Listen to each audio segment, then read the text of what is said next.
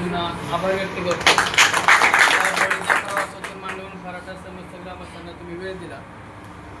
या ठिकाणी महाराष्ट्रात झालेल्या अचानक मुसळधार पावसामुळे सर्व ठिकाणी पूरग्रस्त परिस्थिती निर्माण झाली। यातून आपण कुठेतरी मदत करावी या हेतूने मांडवून फराटा गावचे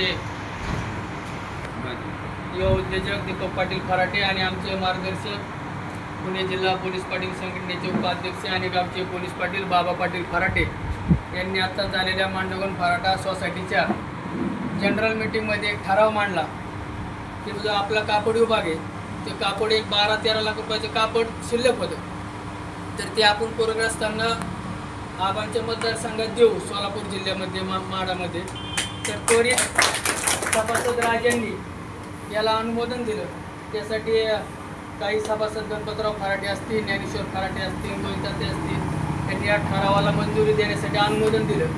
ही संकल्पना ठरल्याच्या नंतर सर्व युवकांनी त्या कापडाची जुळवाजुळव केली। सोलापूरच्या दिशेने कोणतेही राजकीय मतभेद मनात न ठेवता या सोलापूर जिल्ह्यात मदतीसाठी एक हात मदतीचा ह्या हेतूने आम्ही या ठिकाणी पोहोचलो आहे।